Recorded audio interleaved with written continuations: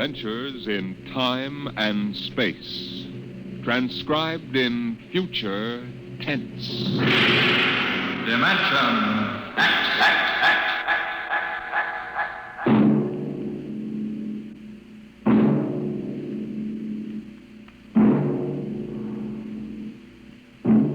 The National Broadcasting Company, in cooperation with Street and Smith, publishers of astounding science fiction, bring you Dimension X.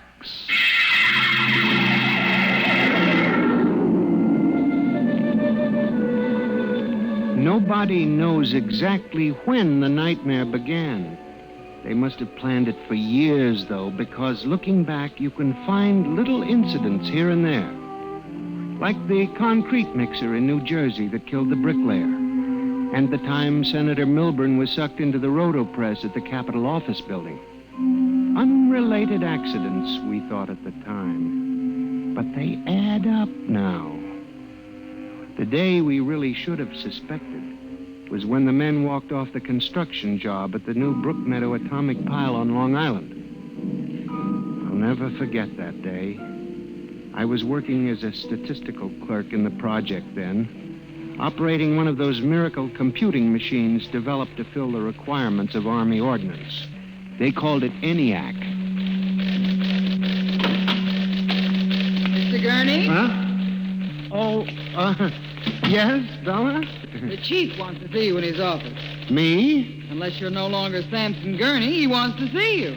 Oh, well, of course.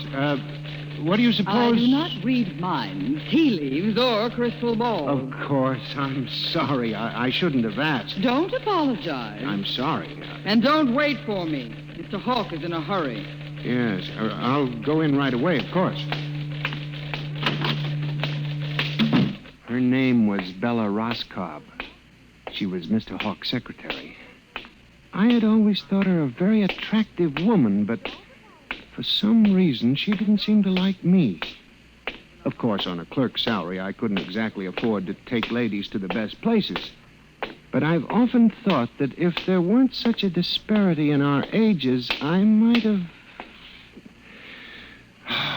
But then... Come in. You wanted to see me, Mr. Hawk? Gurney, I thought those electronic computations were infallible. They are, sir. Well, we got a kickback from the chief physicist. These nuclear equations are inaccurate. No, they aren't, sir. I'm telling you what the memo says. Well, sir, occasionally, if there's an overload, the machine goes haywire. Sort of has a nervous breakdown, you might say. Hmm? We usually rest it up for 24 hours, and it's okay again. Well, do whatever has to be done. Yes, sir. Oh, and Gurney. Yes, sir. You've been with the Bureau for over 15 years now. It would be a shame to have to remove you because you aren't keeping your mind on your work. Well, Mr. Hawk, I hardly think anyone... Excuse me. Hawk speaking. What? They've what? All of them? Well, have you tried to talk to them? Yes, of course. I'll send one of the safety engineers over. This place is falling apart piece by piece. Miss Roscoe? Yes, sir. The men on the construction gang at the new building have walked out on us. What? Someone slipped this morning and fell into a turbine. No. Get the chief safety engineer. Have him over there right away. Yes, sir. Oh, and contact the personnel office. Have them ask the union to order the men back to work. Get back to me. Yes, sir. Mr. I'm Hawk... sorry, Gurney. I have no time to discuss anything further. Get on the job and stay awake, or we'll have to make some changes. But, Mr. Hawk, That's all, I assure Gurney. you... That's all. Now, you probably gathered by this time that I wasn't a very important man at Brookmeadow. I hated Mr. Hawk with a passion because of his superior attitude, and because I knew that Miss Roscoe admired him as a man of strength and decision.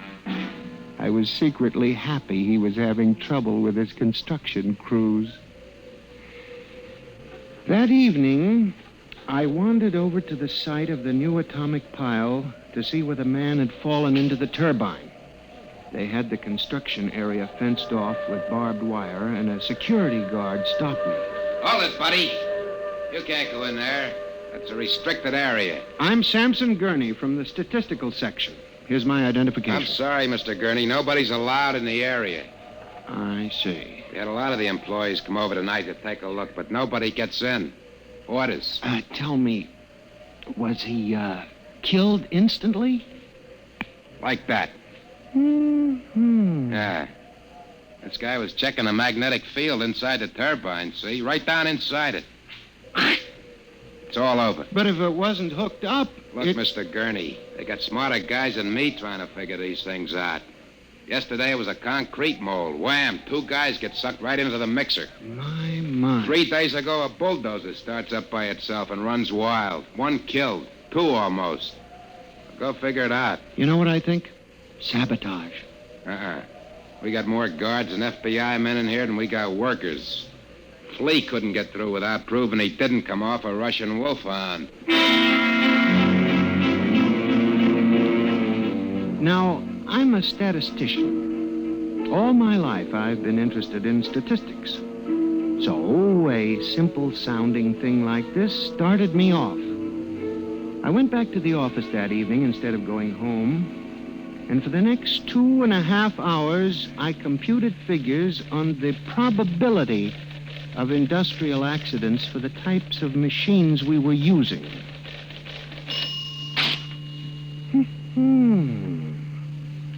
I took one look at my figures and went down to Hawk's office. Just as I figured, he was staying late working on a settlement with the construction workers. Yes? Oh, good evening. I saw the light. Well, Mr. Gurney, what are you doing here? Is Mr. Hawk working late? Yes, I am, too. I wonder if I could see him a moment. We're busy right now. Could you make it tomorrow? It's very urgent. I'll wait, if you don't mind. Suit yourself. Miss Roscoe, I wonder if perhaps you would consider having dinner with me this evening after you're through. I have a date, Mr. Gurney. I was thinking we might go to Raymond's. They have very good spaghetti. Mr. Hawk has already asked me to have dinner with him at the Golden Shish Kebab. Well, of course, that's out of my class. Yes. Yeah. Mr. Hawk, Yes, Mr. Bella? Gurney would like to see you a moment. He says it's very urgent. Urgent? All right, I'll give him a minute. Okay. Thank you, Miss Roscoe. Mr. Hawk, in the past 3 months, industrial accidents all over the country have taken a sharp, unexplained upswing. Why don't you stop playing FBI man and stick to your job, which, incidentally, you haven't been doing too well. You and our computing machines have made mistakes before. Now, this is probably another. I'll have Miss Ross come so... Sir? What's the matter with this blasted buzzer? Miss Roscoe! Miss Roscoe! Yes, sir. Stop this blasted buzzer. Get a repairman, a mechanic, anything, but stop the thing. And you, Gurney, get out. I went back to my office to get my hat and coat, feeling about as unhappy and humiliated as a man can feel. He had thrown me out in front of her. The office was dark and deserted. The whole building seemed oppressive and unnatural.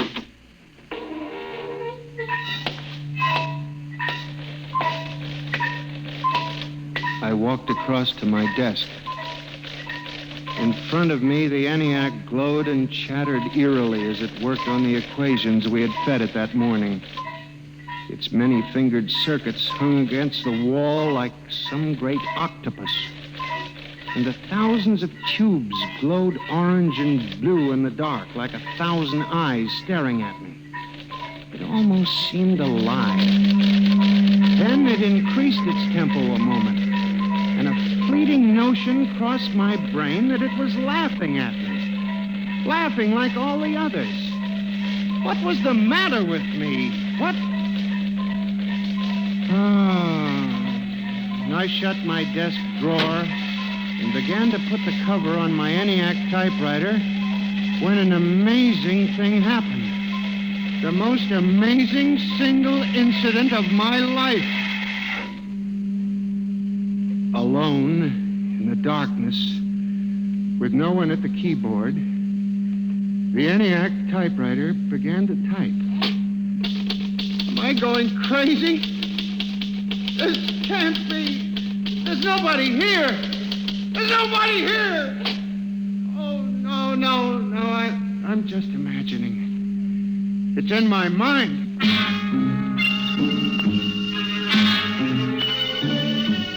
I hadn't imagined it. The paper was there in the carriage. Did I dare read it? Or would the whole thing suddenly vanish and send me shrieking to the nearest psychiatrist? Sampson Gurney.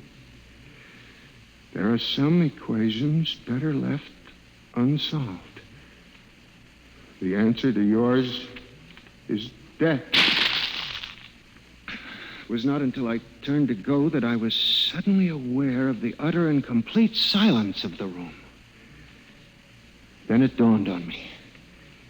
The ENIAC had stopped working.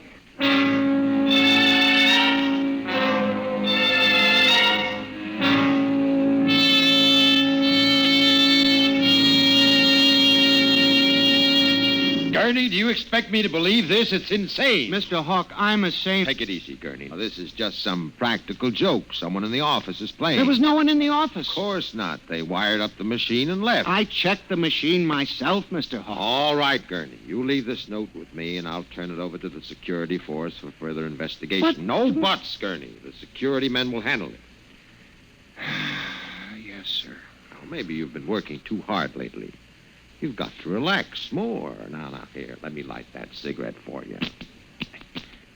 I watched him trying to make the lighter work. I don't understand this. I just put fluid in it. There's a brand new flint. It seemed ridiculous. A little piece of mechanism like a cigarette lighter frustrating the big, important executive. Oh, blast this lighter. Ah, here's a match. It was such a small thing.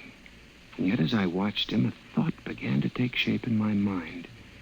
Nebulous at first, incredible perhaps, but it grew. You just relax for a few days. Everything will turn out all right. Now, the main thing is not to let little things upset you.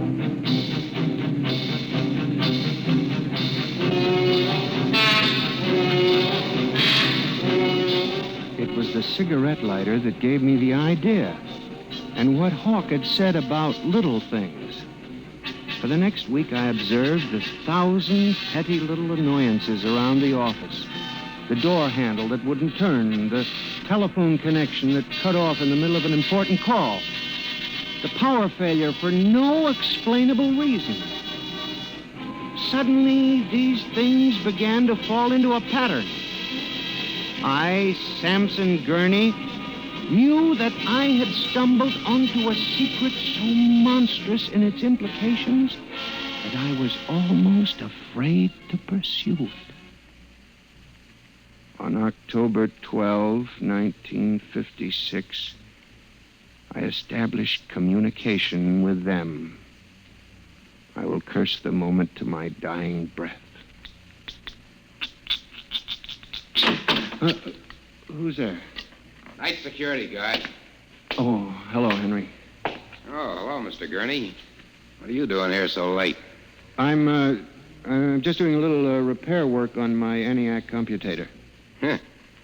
Sure some mess of wires and tubes. Yes, it is. Well, I gotta finish my rounds.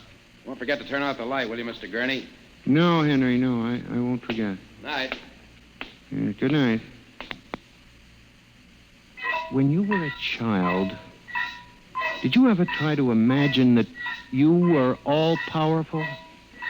I felt like that when I finished hooking the input of the typewriter to the main vacuum tube of the ENIAC.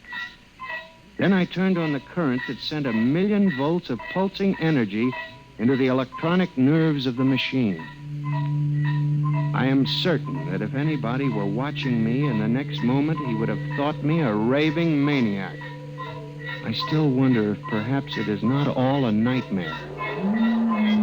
Now, you! If what I have guessed at is true, if there's life and intelligence in this room, make a sign! There was nothing. Nothing but the hum of the machine and the dull glowing of the tubes. Then, suddenly, without provocation or explanation, it happened. The ENIAC typewriter began to respond to the impulses from the machine. The letters were Y, E, S. Yes. It had happened. I, Samson Gurney, had communicated with a machine.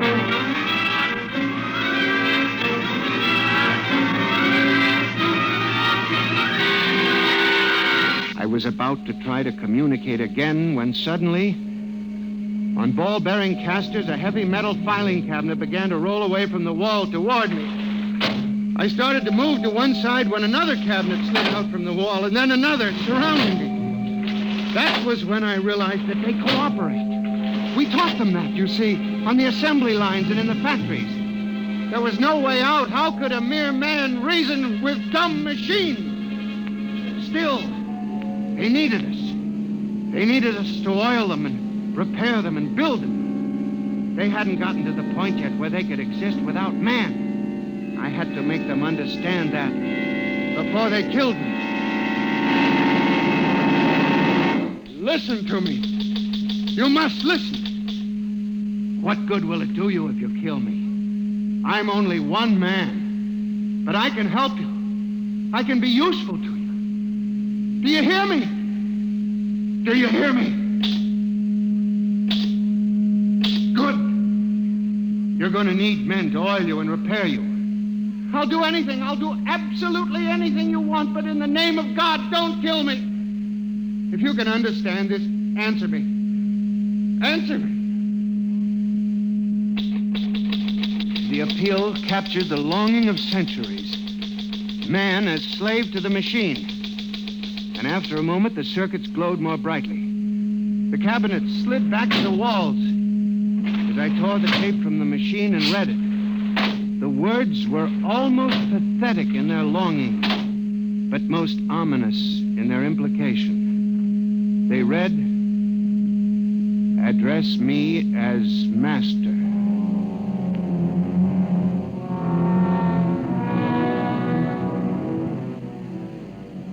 My life for the next 6 months was a nightmare.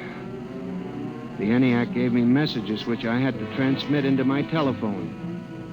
I was frantic. I began to lose weight. I couldn't sleep. My nights were torture, a constant fear. It was in December, just after Christmas. I was sitting in my room, listening to a broadcast. Ladies and gentlemen, a special bulletin. Already 24 hours before the peak of the New Year's traffic, over 1,000 deaths have been reported. This is an unprecedented figure. Again, if you...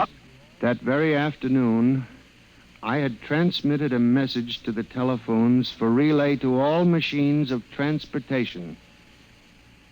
The message was one word: kill.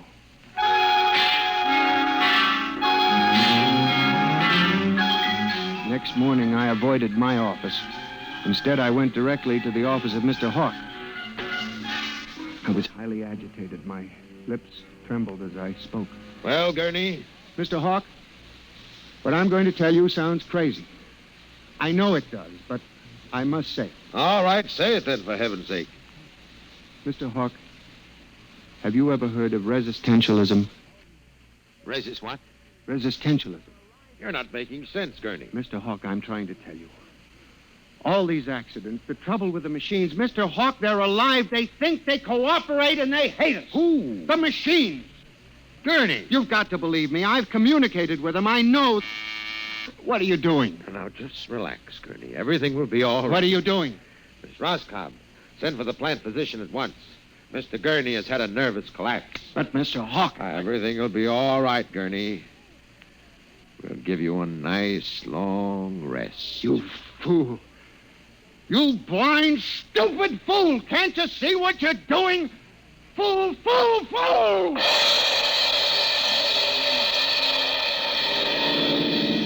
When the plant physician arrived a few moments later, Lucius Hawk was found at his desk, strangled to death in a nest of telephones. The wires were still humming softly.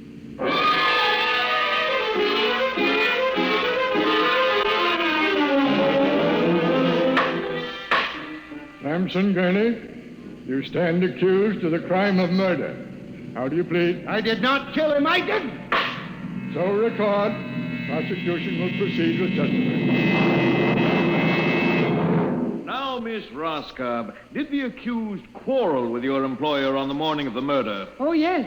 He and Mr. Hawk quarreled violently. I could hear Mr. Gurney screaming at him. And Mr. Hawk asked me to send for the plant physician. What were his words? He said, Mr. Gurney has had a nervous collapse. Now, Mr. Simpson, you are a guard at the Brook Meadow Project? Yes, sir. When did you have occasion to meet the accused? Right after those accidents. He was snooping around the construction area.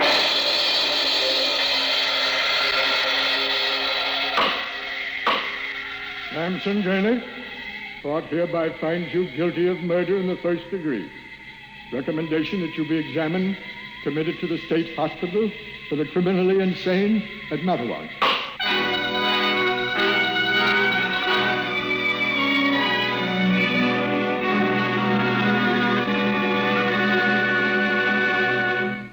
And that's how I came to be here at the hospital, Dr. Klein. That's the whole story. Thank you, Mr. Gurney. You can see that I'm not insane.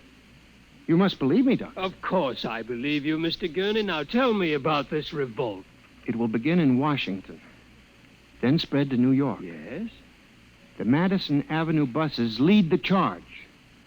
Picture it, Dr. Klein, 3,000 buses roaring rampant through the streets, people running like rats in a maze looking for manholes in the pavement. And you really believe this will happen, Mr. Gurney? I know it, Doctor. The worst part of it is there's no way to stop them now. It's too late. Now, you mustn't excite yourself, But Mr. Doctor, Gurney. don't you see?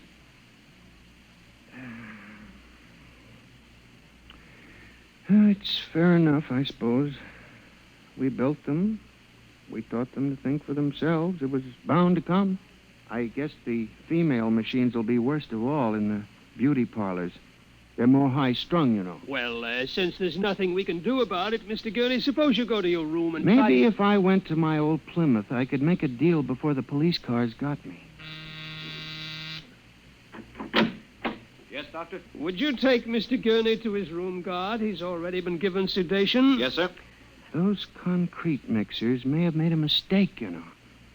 Just high spirits and all that, but if they got so they liked the flavor... We'll see well, you later, Mr. they- Gurney. Now, try not to worry too much. All right, guard. This way, sir. Oh, machines revolting. Telephones strangling people. Oh,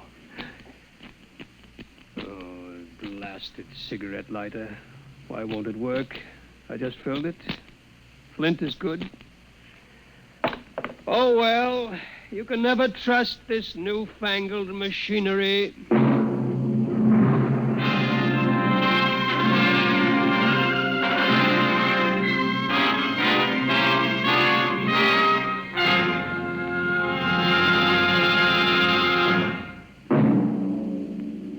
Next week, Dimension X will present a story of the future.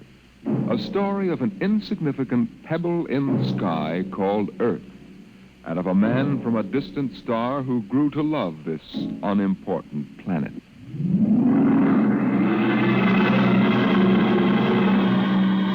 Dimension X is transcribed each week by the National Broadcasting Company in cooperation with Street and Smith, publishers of the magazine Astounding Science Fiction.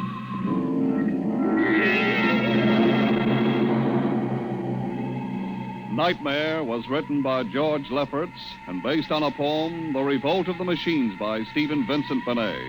Featured players in the cast were John Gibson as Mr. Gurney and Rita Lynn as Bella Roscoe. Norman Rose is your host. Music by Albert Berman. Engineer Bill Chambers. Dimension X is produced by William Welch and directed by Edward King.